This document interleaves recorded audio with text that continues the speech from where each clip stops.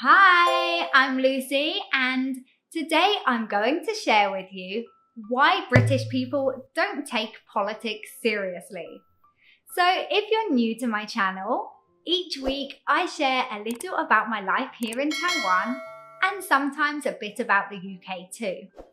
And today I am going to share the difference in dealing with political situations.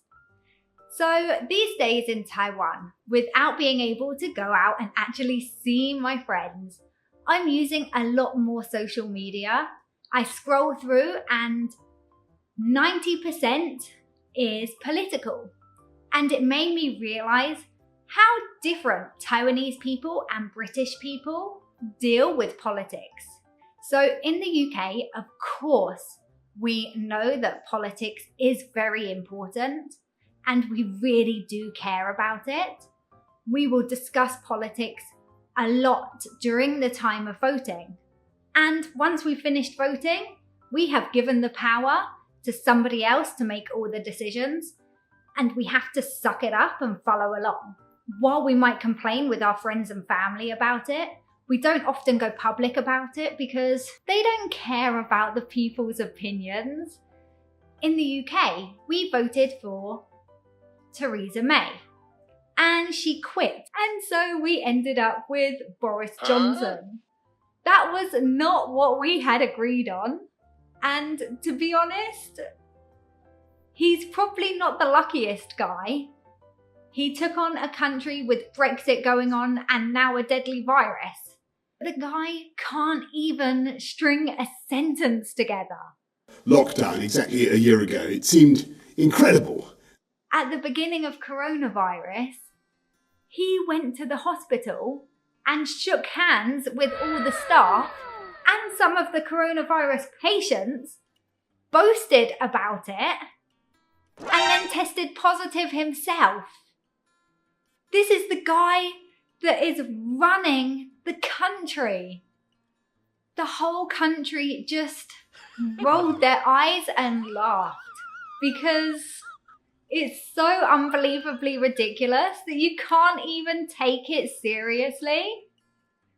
And then he appointed Dominic Cummings to be his chief advisor. And they told the UK they had to lock down. And businesses were failing and people were missing their families. And they kept the motto that everybody should stay home, save the NHS, save lives.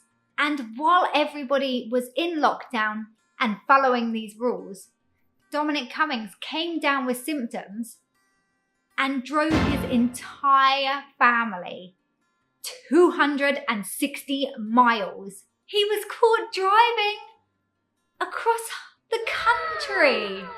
So not only that, a few days later on his wife's birthday, he drove another 40 miles to a beautiful castle.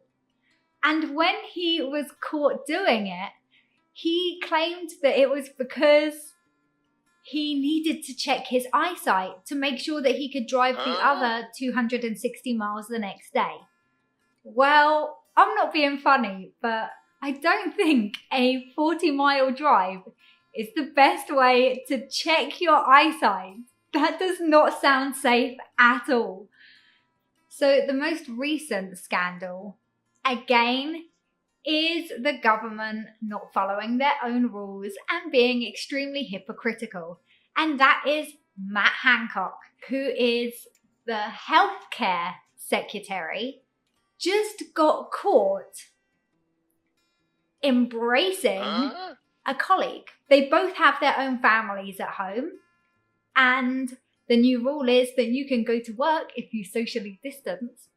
And I do not think snogging your colleague is socially distancing. The guy has spent all this time telling the country that they're not allowed to hug their grandmas, and he is wrapping himself around his co-worker?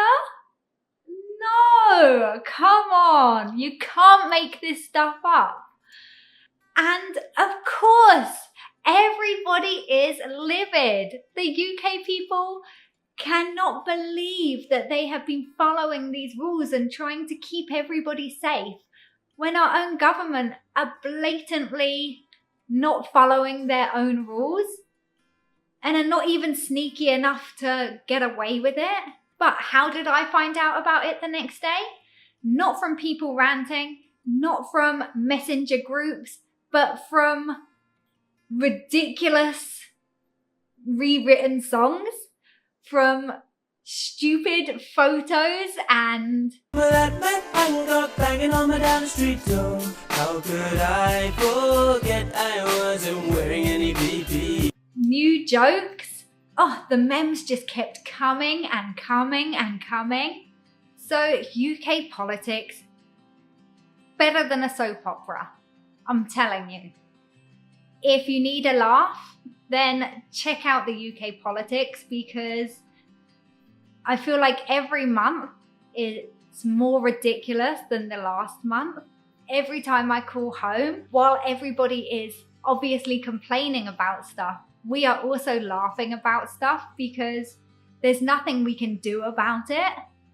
We can't lock Dominic Cummings in his attic, and we can't cut off Matt Hancock's hands. So all we can do is accept it, laugh it off.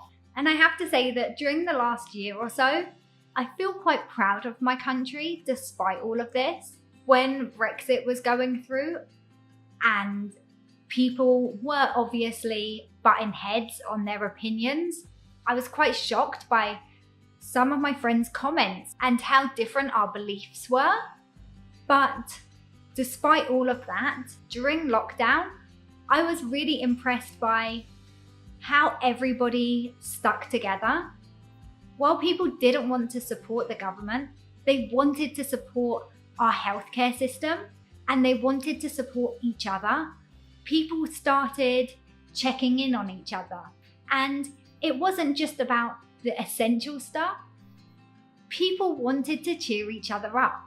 People felt like they were in it together. People put rainbows in their windows so that when others did their morning exercise, it brought a little cheer. Or they decorated the street with chalk signs, or in the evening they would stand outside their houses or outside their windows and they would clap for the NHS and show that they cared. While everybody felt like the government wasn't doing a good job, people really cared about each other's safety, about each other's mental health. My sister, in fact, got coronavirus and her friends dropped a care package outside her house. And the same, when she was well, she did the shopping for other people in the neighborhood who had health risks and couldn't do their own shopping. And I really felt the country come together when the country was honestly at its worst. It really showed the good nature of people, and I feel like it was really special. I absolutely love Taiwan, but I feel like these days everybody's so focused on being angry at the politics that they seem to be forgetting to support each other despite the politics. So please leave me a comment and let me know what you think. Let me know if there have been any UK blunders that I have missed. I'm not saying whether or not people should or shouldn't be angry at the political situation right now. And I'm not saying which coping mechanism is better. I'm just explaining the difference in how our countries deal with these things. Just let me know your opinions. Let me know how you feel these days, if you are feeling supported by your family and your friends. And if your social media is also full of negativity, I feel like I really need some cheering up right now. Let me know if you feel the negativity too. And I will hopefully get back to you next week with a new video. So please like and share. And yes, leave me a comment. Be nice. Okay, thank you. Bye-bye.